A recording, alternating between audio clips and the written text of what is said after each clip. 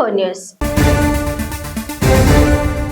తెలంగాణ ప్రభుత్వం ఆదివారం రైతు భరోసా నిధులను విడుదల చేసింది. సిద్దిపేట జిల్లా నర్మెటలో జరిగిన కార్యక్రమంలో సీఎం రేవంత్ రెడ్డి తన చేతుల మీదుగా నిధులను జమ చేశారు. ఇవాళ లబ్ధిదారులందరికీ తొలి ఎకరానికి 6,000 జమ చేయగా 2-3 విడతల్లో అన్ని ఎకరాలకు అందించనున్నారు. నేడు తొలి ఎకరానికి మాత్రమే డబ్బులు పడగా ఆదివారం బ్యాంకులకు సాధారణ సెలవు కావడంతో సోమవారం లబ్ధిదారుల బ్యాంకు ఖాతాల్లో జమ కానున్నాయి. అయితే మీ అకౌంట్ లో డబ్బులు పడకపోతే ఏం చేయాలి, ఎవరిని సంప్రదించాలి అనే విషయాలు చూద్దాం. రైతు భరోసా సొమ్ము మీకు అందకపోతే స్థానిక వ్యవసాయ విస్తరణ అధికారిని సంప్రదించండి. ఇక మండల వ్యవసాయ అధికారిని కలిసి ఫిర్యాదు చేయవచ్చు. వీరిని కలిసి మీకు ఎందుకు పడలేదు, సమస్య ఏంటి అనే వివరాలను తెలుసుకోండి. అర్హుల జాబితాలో మీ పేరు ఉందో లేదో చూసుకోండి. అలాగే మీ బ్యాంక్ అకౌంట్తో ఆధార్ లింక్ అయ్యిందా లేదా, బ్యాంక్ కేవైసీలో యాక్టివ్లో ఉందా లేదా అనే వివరాలు చూసుకోండి. ఇక మీ పాస్బుక్ వివరాలు ధరణి పోర్టల్లో చెక్ చేసుకొని రిజిస్టర్ అయ్యాయా లేదా అనే డీటెయిల్స్ తనిఖీ చేయండి. ఇక కొత్తగా పట్టాదార్ పాస్బుక్ పొందిన సమయంలో సకాలంలో రైతు భరోసా కోసం దరఖాస్తు చేసుకోవాలి. గడువులోగో చేసుకోకపోతే డబ్బులు పడవు. అధికారులను అడిగి సమస్యను పరిష్కరించుకుంటే తర్వాతి విడతలో మీకు డబ్బులు జమ అవుతాయి. అందుకే సాంకేతిక సమస్యలను పరిష్కరించుకోండి. ఇక ఫార్మర్ రిజిస్ట్రీలో పేరు తప్పనిసరిగా నమోదు చేసుకోవాలి. ప్రభుత్వ పథకాల నుంచి లబ్ధి పొందాలంటే ఫార్మర్ రిజిస్ట్రీలో రిజిస్టర్ అయి ఉండాలి. లేకపోతే ప్రభుత్వం నుంచి వచ్చే నిధులు నిలిచిపోవచ్చు. దీంతో ఫార్మర్ రిజిస్ట్రీ చేయించుకోండి. రైతులకు కేంద్ర రాష్ట్ర ప్రభుత్వాలు అందించే నిధులు, రాయితీలు వేగవంతంగా సులభంగా పొందడంలో ఫార్మర్ రిజిస్ట్రీ సహాయపడుతుంది. కాగా ప్రస్తుతం తొలి ఎకరానికి ప్రభుత్వం రైతు భరోసా అందిస్తుంది. ఎన్ని ఎకరాలు ఉన్నవారికైనా సరే తొలి ఎకరానికి 6,000 తొలి విడతలో పొందనున్నారు. లబ్ధిదారులందరి అకౌంట్లలో 6,000 జమ కానున్నాయి. రైతు భరోసా అందని వారు అధికారులను సంప్రదించాలని ప్రభుత్వం సూచిస్తోంది. అర్హులైన ప్రతి ఒక్కరికి లబ్ధి అందిస్తామని ప్రభుత్వం ప్రకటించింది. దీంతో పడని వారు వెంటనే అధికారులను సంప్రదించడం మంచిది. కుల వృత్తులు, వాటితో వచ్చే సంపాదన గురించి సీఎం రేవంత్ రెడ్డి చేసిన వ్యాఖ్యలు ఇప్పుడు వైరల్ అవుతున్నాయి. ఒకప్పుడు నాయి బ్రాహ్మణులు కటింగ్ చేయడం అంటే చాలా చిన్న చూపుగా చూసేవారని పేర్కొన్నారు. కానీ ఈ మధ్య కాలంలో అగ్ర కులాలకు చెందిన వారు కూడా హైదరాబాద్ లోని ఖరీదైన ప్రాంతాల్లో షాపులు నడుపుతున్నారని వెల్లడించారు. ప్రస్తుత పరిస్థితులు ఒకప్పటిలా కాకుండా పూర్తిగా మారిపోయాయని, పెద్ద పెద్ద చదువుల కంటే పని నేర్చుకుని టెక్నికల్ స్కిల్స్ ఎంచుకొని పనిచేస్తే భారీగా సంపాదించవచ్చని సీఎం రేవంత్ రెడ్డి స్పష్టం చేశారు. నర్మెట బహిరంగ సభలో సీఎం రేవంత్ రెడ్డి ఆసక్తికర వ్యాఖ్యలు చేశారు. ఒకప్పుడు కుల వృత్తులు చేయాలంటేనే చాలా మంది వెనక్కి తగ్గేవారని, నామోష్గా భావించేవారని పేర్కొన్నారు. కానీ ప్రస్తుతం స్కిల్స్ పెంచుకొని కుల వృత్తులు చేస్తున్న వారు భారీగా డబ్బులు సంపాదిస్తున్నారని వెల్లడించారు. నాయి బ్రాహ్మణులు చేసే కటింగ్ వంటి పనులు చేసేందుకు ప్రస్తుత కాలంలో పెద్ద పెద్ద రెడ్లు, కమ్మ కులం వాళ్ళు కూడా ముందుకు వస్తున్నారని చెప్పారు.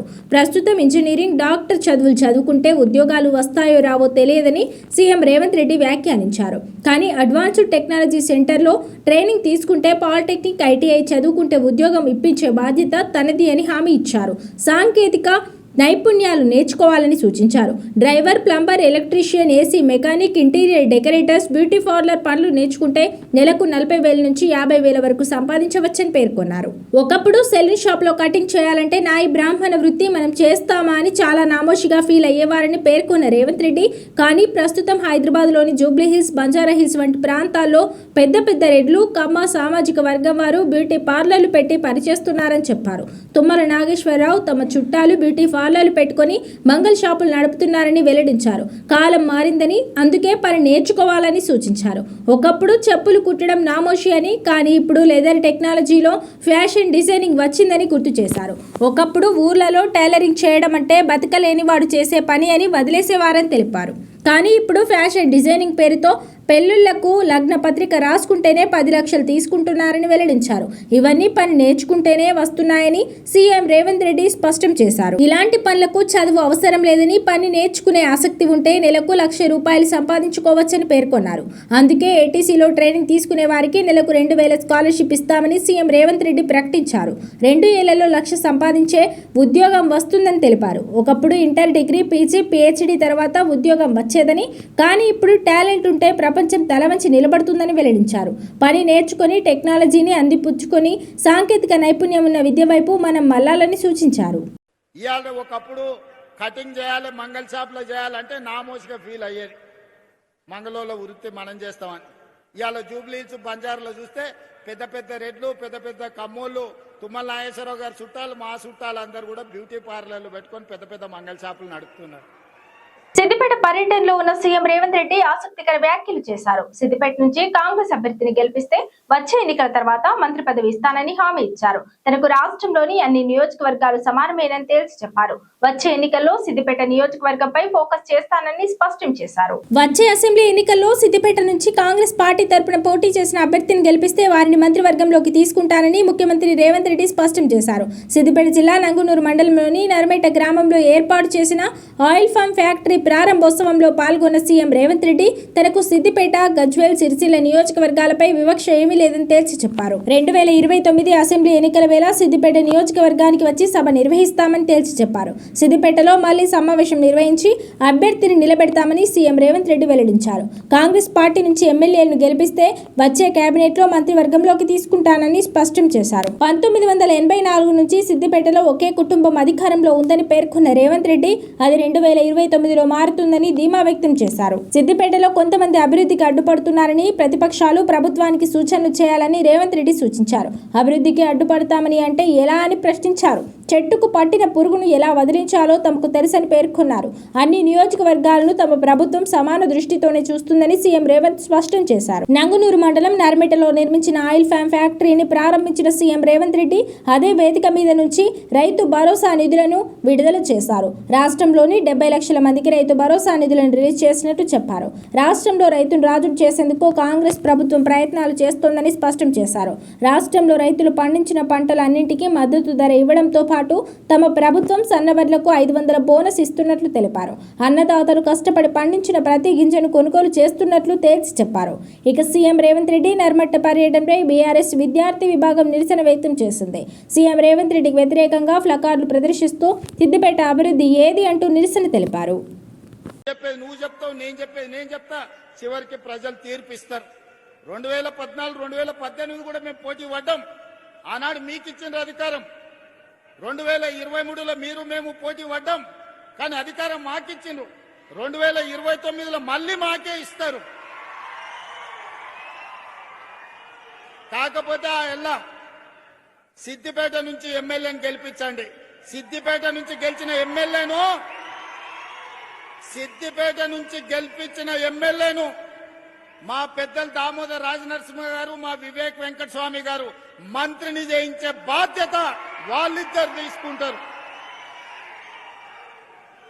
2029 ఎన్నికలలో సిద్దిపేటలో గెలిచే ఎమ్మెల్యేను వాళ్ళిద్దరు మంత్రిని చేసే బాధ్యత తీసుకుంటారు. ఈ వేదిక మీద నుంచి నేను మీకు మాట ఇస్తున్నా.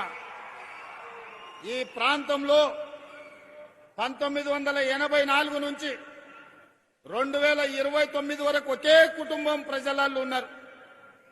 ఇతరులకు ఒక అవకాశం ఇవ్వండి అని నేను అడుగుతున్నా. చూడండి, మార్పు చేసి చూడండి, మంచి జరుగుద్దో లేదో చూడండి. అందుకే ఈ ప్రాంత ప్రజలు చైతన్యవంతులు. ఈ ప్రాంత ప్రజలు విచక్షణతో ఆలోచన చేయండి. ఈ ప్రాంతాన్ని అభివృద్ధి చేసే బాధ్యత మా ప్రభుత్వం తీసుకుంటది. మల్లన్న సాగర్ సమస్య ఉండొచ్చు, ఇతర సాగునీటి ప్రాజెక్టులప్పుడు ఏటిగడ్డ కిష్టాపూర్లో 48 గంటలు నేను దీక్ష కూర్చున్న మల్లన్న సాగర్ అప్పుడు. ఆనాడు దామోదర్ రాజనరసింహ గారు, రఘునందన్ రావు గారు అందరు ఈ ప్రాంత రైతుల కోసం వచ్చి నిలబడ్డారు. ఇళ్ల కరెంటు తీసి ఊర్లకు నీళ్లు వదిలి. తెలంగాణలో రైతు భరోసా నిధులు విడుదల అయ్యాయి. నర్మేట సభలో సీఎం రేవంత్ రెడ్డి డబ్బులు విడుదల చేశారు. అన్నదాతల అకౌంట్లలో రేపు డబ్బులు జమ కానున్నాయి. మొదట 3590 కోట్లు విడుదల చేస్తామని, మరో 45 రోజుల్లో 2 విడతల్లో పూర్తి నిధులు విడుదల చేయనున్నట్లు స్పష్టం చేశారు. అయితే రైతు భరోసాను 12,000 నుంచి 15,000 రూపాయలకు పెంచుతామని ఎన్నికలకు ముందు కాంగ్రెస్ పార్టీ హామీ ఇచ్చినా అది ఇంకా నెరవేరలేదు. రాష్ట్రంలో పెట్టుబడి సాయం కోసం ఎప్పటి నుంచో ఎదురు చూస్తున్న రైతులకు భారీ శుభవార్త అందింది. రైతు భరోసా నిధులను తాజాగా ముఖ్యమంత్రి రేవంత్ రెడ్డి రిలీజ్ చేశారు. మొత్తం 3 విడతల్లో రైతు భరోసా నిధులను విడుదల చేయనున్నట్లు సీఎం రేవంత్ రెడ్డి ప్రకటించారు. తొలి విడతలో భాగంగా 3,590 కోట్లను ఎకరం భూమి ఉన్న రైతుల ఖాతాల్లో జమ కానుంది. ఆదివారం రోజున బ్యాంకులకు సెలవు కావడంతో సోమవారం రోజున రైతుల అకౌంట్లలో డబ్బులు పడనున్నాయి. ఈ రైతు భరోసా పథకం కింద రాష్ట్ర వ్యాప్తంగా ఉన్న 1.50 కోట్ల ఎకరాలకు 9,000 కోట్లను రేవంత్ రెడ్డి సర్కార్ అందించనుంది. సిద్దిపేట జిల్లా నంగునూరు మండలం నర్మిట గ్రామంలో ఆయిల్ ఫామ్ ఫ్యాక్టరీ ప్రారంభోత్సవం తర్వాత నిర్వహించిన సభలో సీఎం రేవంత్ రెడ్డి రైతు భరోసా నిధులను రిలీజ్ చేశారు. తొలి విడతలో భాగంగా 3,590 కోట్లను విడుదల చేసినట్లు రేవంత్ రెడ్డి స్పష్టం చేశారు. రాష్ట్రంలో మొత్తం 73 లక్షల మంది రైతులు ఉన్నారని, వారిలో 1 ఎకరం వరకు సాయం అందేలా 3,590 కోట్లను విడుదల చేశారు. ఇక 20 రోజుల తర్వాత రెండో విడత రైతు భరోసా నిధుల్లో భాగంగా మరో 2,650 కోట్లు, ఆ తర్వాత 25 రోజులకు మూడో విడతలో మిగిలిన 2,760 కోట్ల నిధులను విడుదల చేయనున్నట్లు రేవంత్ రెడ్డి స్పష్టం చేశారు. ఈ నేపథ్యంలోనే తెలంగాణలో ఉన్న మొత్తం 24.32 లక్షల మంది రైతులకు ఎకరం వరకు 48.68 లక్షల మందికి ఎకరం కంటే ఎక్కువ భూములు ఉన్నట్లు వ్యవసాయ శాఖ అధికారులు తేల్చారు. రైతులకు పెట్టుబడి సాయం కోసం రైతు భరోసా పథకం కింద తెలంగాణ ప్రభుత్వం ప్రతి సంవత్సరం 2 విడతల్లో ఎకరాకు 6,000 చొప్పున, సంవత్సరానికి 12,000 చొప్పున రైతు సహాయం అందిస్తోంది. రేవంత్ రెడ్డి సర్కార్ ఎన్నికల హామీ సందర్భంగా ఈ రైతు భరోసా పథకం కింద ఏటా 15,000 ఇస్తామని చెప్పినప్పటికీ ఇంకా పెంచలేదు. 70 లక్షల మంది రైతాంగ సోదరులకి ఈనాడు 9,000 కోట్ల రూపాయలు రైతు భరోసా నిధులని ఈ వేదిక మీద నుంచి గౌరవ ముఖ్యమంత్రి గారిని విడుదల చేయవలసిందిగా రైతాంగ పక్షాన వేడుకుంటున్నాం.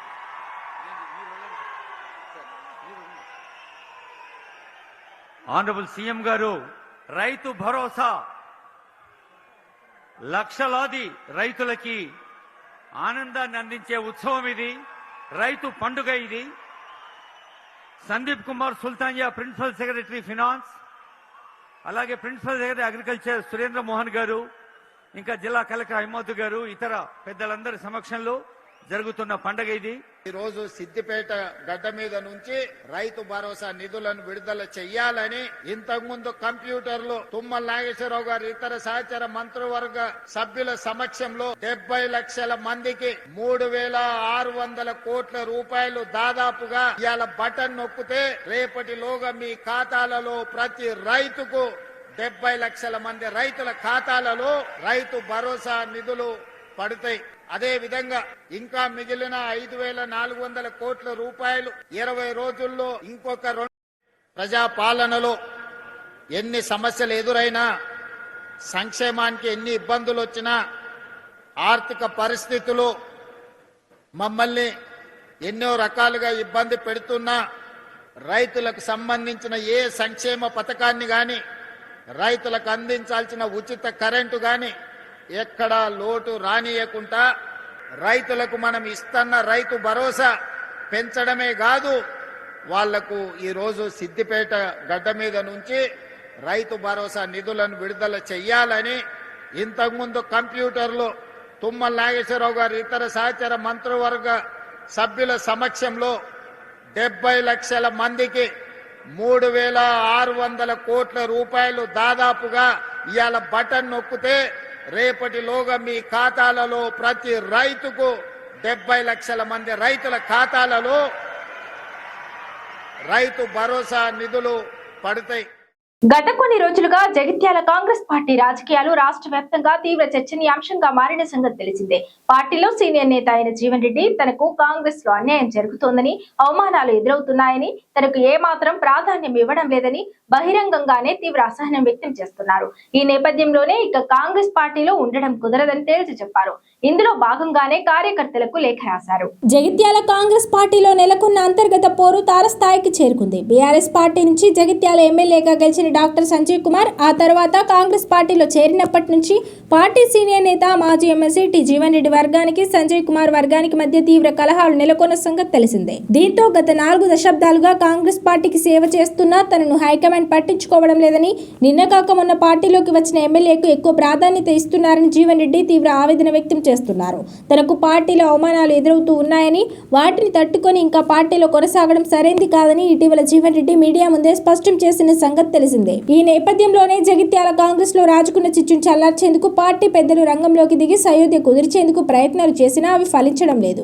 ఏకంగా తెలంగాణ రాష్ట్ర కాంగ్రెస్ పార్టీ వ్యవహారాల ఇన్ఛార్జ్ మీనాక్షి నటరాజన్ స్వయంగా జీవన్ రెడ్డితో మాట్లాడినా ఎలాంటి ప్రయోజనం కలగలేదు. ఈ క్రమంలోనే తాజాగా జీవన్ రెడ్డి కీలక నిర్ణయం తీసుకున్నారు. ఇక తాను కాంగ్రెస్ పార్టీలో కొనసాగలేను అంటూ జగిత్యాల నియోజకవర్గంలోని కార్యకర్తలకు తాజాగా లేఖ రాశారు. ఇందులో భాగంగానే ఈ నెల 25వ తేదీన కాంగ్రెస్ పార్టీకి రాజీనామా చేస్తానని కార్యకర్తలకు రాసిన లేఖలో జీవన్ రెడ్డి స్పష్టం చేశారు. గత 20 నెలలుగా కాంగ్రెస్ పార్టీలో తాను తీవ్రమైన మానసిక క్షోభకు గురవుతున్నానని పేర్కొన్నారు. రోజు రోజుకు తనకు ఎదురవుతున్న అవమానాలను భరిస్తూ ఇంకా హస్తం పార్టీలో కొనసాగలేనని తేల్చి చెప్పారు.